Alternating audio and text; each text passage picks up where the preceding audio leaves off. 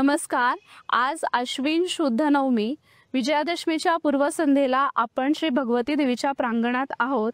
उद्या राष्ट्रीय स्वयंसेवक संघ शताब्दी महोत्सवात पदार्पण करत आहे आणि ह्या निमित्ताने आपल्या सोबत आहेत जे ह्याच भगवती देवीच्या प्रांगणात लहानाचे मोठे झाले. शिशु स्वयंसेवकापासून गोवा प्रांताच्या संघचालक पदापर्यंत ज्यांनी वेगवेगळ्या भूमिका सक्षमरित्या पार पाडल्या असे आपल्या सोबत आहेत श्री लक्ष्मण वामन बेहरे, जे अख्ख्या गोव्याला नाना बेहरे म्हणून परिचित आहेत. नमस्कार नाना. नमस्कार. उद्या विजयादशमीच्या दिवशी राष्ट्रीय स्वयंसेवक संघ आपल्या शताब्दी महोत्सवात पदार्पण करतोय. तर तुम्हाला एक स्वयंसेवक म्हणून तुमच्या नक्की काय भावना आहेत? राष्ट्रीय स्वयंसेवक संघाचा स्वयंसेवक हीच एक अभिमानाची गोष्ट आहे आणि या जन्मशताब्दी वर्षात आम्ही संघाचं वेगवेगळ्या प्रकारे काम करीत आहोत, याबद्दल आम्हाला अभिमान आहे. तुम्ही राष्ट्रीय स्वयंसेवक संघाशी कसे जोडले गेलात?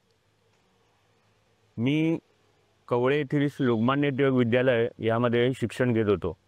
तेथे श्री मनोहर पेंडसे हे आदराहून आलेले एक शिक्षक यांनी यांच्या प्रेरणेने आम्ही दैनंदिन शाखेवर कवळे येथे जाऊ लागलो आणि 1968 पासून मी या संघाशी जोडलेलो आहे आणि आजन्म हे व्रत मी स्वीकारलेलं आहे.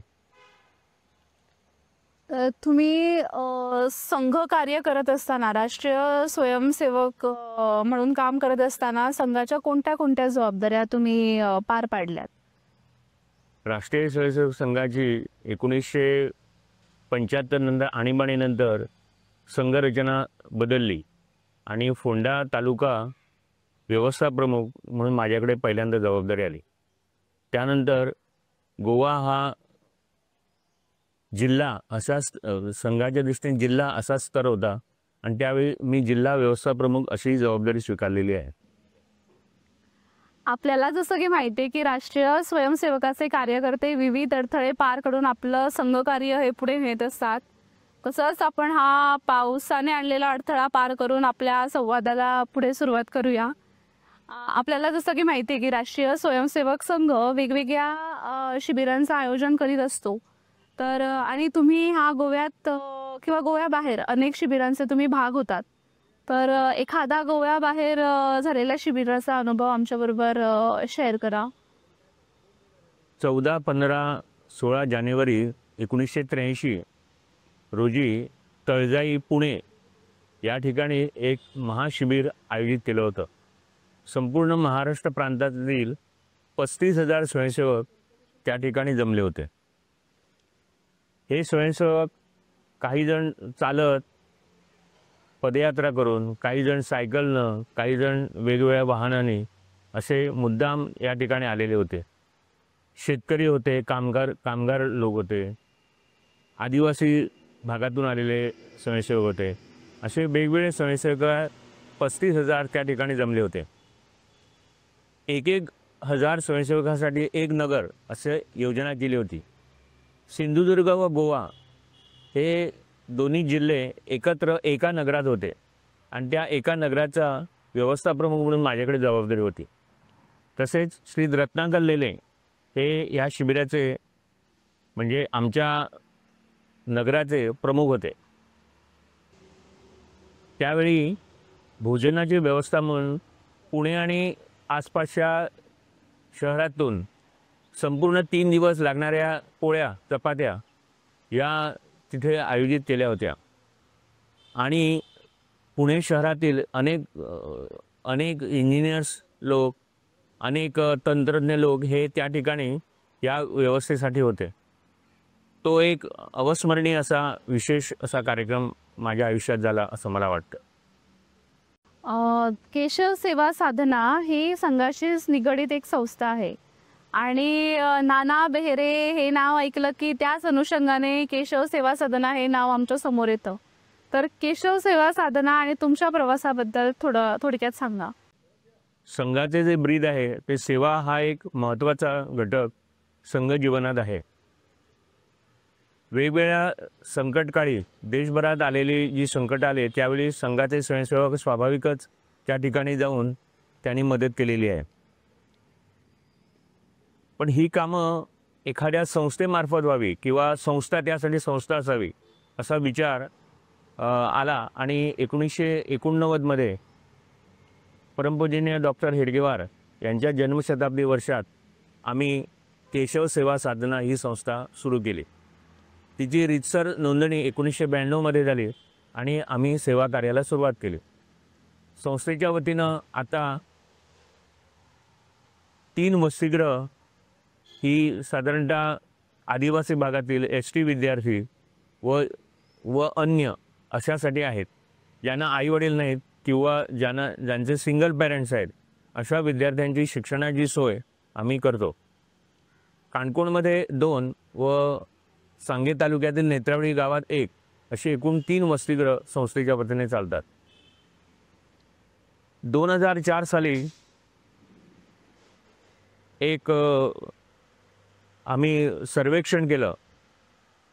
वाळपई ते असनोडा या पट्ट्यात विशेष मुलांची शाळा सुरू करावी असा त्यासाठी प्रयत्न होता. सर्वेक्षण केल्यानंतर आमच्या असं लक्षात आलं की या ठिकाणी विशेष मुलं म्हणजे मेंटली रिटार्डेड मुलं ही खूपच आहेत व त्यांची सोय करणं हे आमचं एक कर्तव्य आहे. सेवाभावातून हे आम्ही करूया असा त्यावेळी निर्णय झाला. डॉक्टर गुरुप्रसाद कापडी यांच्या अध्यक्षतेखाली आम्ही त्या ठिकाणी कार्यकारी मंडळ नियुक्त केलं आणि त्या ठिकाणी आम्ही कार्य सुरू केलं. 2004 सालातल्या विजयादशमीच्या दिवशी आम्ही त्या ठिकाणी विशेष मुलांची शाळा सुरू केली. या विशेष मुलांच्या शाळेत वेगवेगळे म्हणजे आमचे जे शिक्षक आहेत ते विशेष परिश्रम घेऊन मुलांचे वेगवेगळे कार्यक्रम करतात, त्यांच्याकडून वेगवेगळ्या ॲक्टिव्हिटीज करून घेतात. त्यामुळे स्वाभाविकच आमच्या शाळेचा विशेष प्रचार आणि प्रसार झाला. यातूनच आमचं असं लक्षात आलं की वाळपई 70 तालुक्यातही असे विद्यार्थी बरेच आहेत आणि या विद्यार्थ्यांसाठी सुद्धा आम्ही काहीतरी केलं पाहिजे आणि म्हणून आम्ही 2010 साली वाळपई येथेही पण आम्ही एक विशेष मुलांची शाळा सुरू केली. या दोन्ही विशेष मुलांच्या शाळेत जे शिक्षक वर्ग आहेत ते फारच उत्साही आणि परिश्रम करणारे आहेत. त्यांच्या एकूण मार्गदर्शनाखाली आमची मुलं वेगवेगळ्या कार्यक्रमात भाग घेतात. वर्ल्ड समर गेम्स अशा जागतिक पातळीवर आमच्या संस्थेचे विद्यार्थी बऱ्याच वेळा गेलेले आहेत. सुमारे 7-8 गोल्ड मेडल्स त्याचप्रमाणे सिल्वर ब्रांज पदकसुद्धा आमच्या विद्यार्थ्यांनी इंटरनॅशनल लेवलला घेतलेली आहेत. विशेष उल्लेख करण्यासारखं म्हणजे कुमारी विभा काणेकर ही विद्यार्थिनी आमच्या शाळेतली विद्यार्थिनी. तिला गायन ह्या विषयामध्ये खूप रुची आहे. तिला लिहिता वाचता येत नाही पण ती ऐकून वेगवेगळ्या गायकांची गाणी चांगल्या प्रकारे प्रस्तुत करते.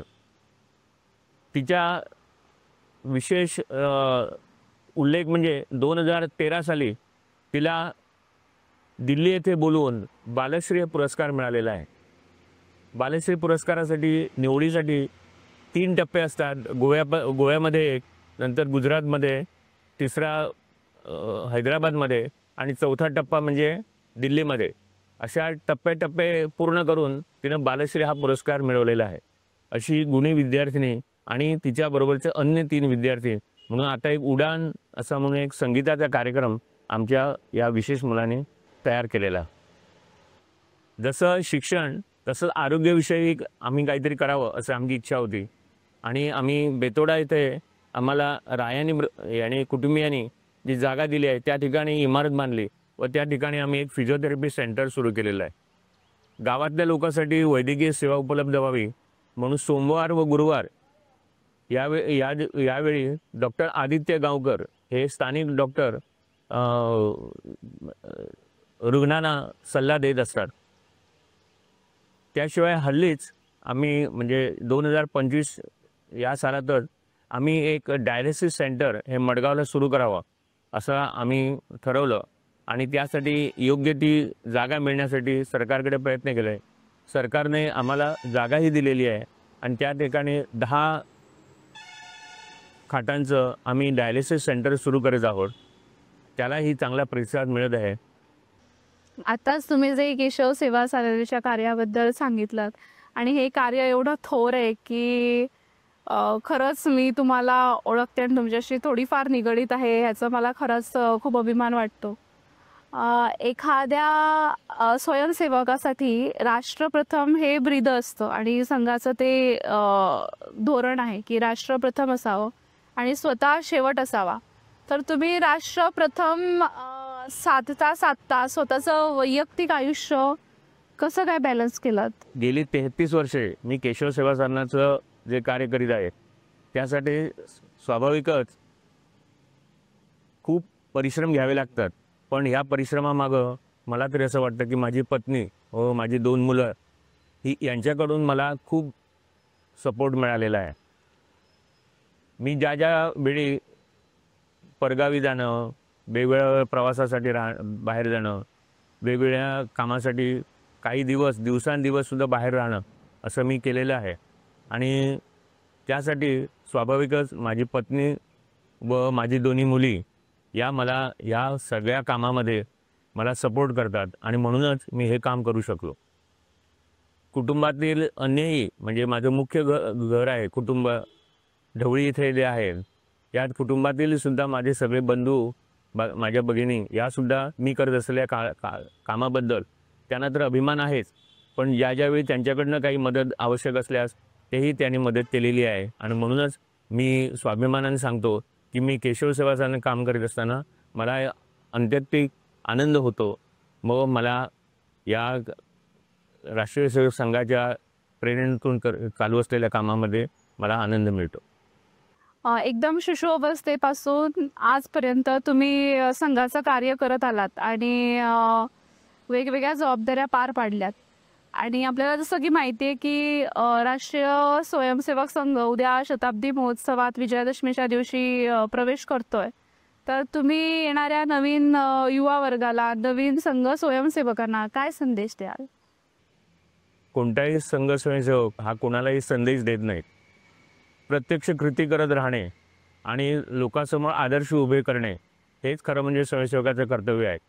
आज देशामध्ये वेगवेगळ्या ज्या संस्था आहेत, अनेक आज रोजी 5 लाख अशा सेवाभावी संस्था संपूर्ण देशभर आहेत. आणि त्यामध्ये काम करणारे जे कार्यकर्ते आहेत त्यांनी आपलं जे काम केलं आहे त्याच्यावरूनच एक प्रकारचं दिशा दिलेली आहे. आणि त्या दिशेप्रमाणेच स्वाभाविकच ते काम करत असताना समाधान होत आहे. मी सर्व स्वयंसेवकांना विनंती करेन की त्यांनीही अशा सेवा कार्यामध्ये सामील व्हावं आणि संघाचं कामाची दिशा म्हणून आपण सेवा कार्यात जोडून वेगवेगळी देशसेवा ही करावी. सेवा कार्य हा एक आनंदाचा आणि महत्त्वाचा असा घटक आहे असं मला तरी वाटतं.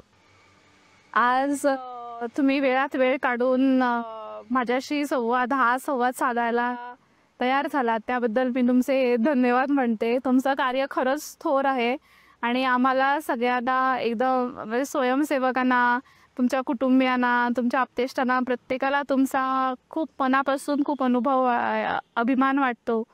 त्यामुळे तुम्ही आम्हाला वेळ दिला त्याबद्दल धन्यवाद. सगळ्या राष्ट्रीय स्वयंसेवक संघाच्या स्वयंसेवकांना मी येणाऱ्या शताब्दी महोत्सवाच्या खूप शुभेच्छा देते. विजयादशमीच्या शुभेच्छा देते. धन्यवाद.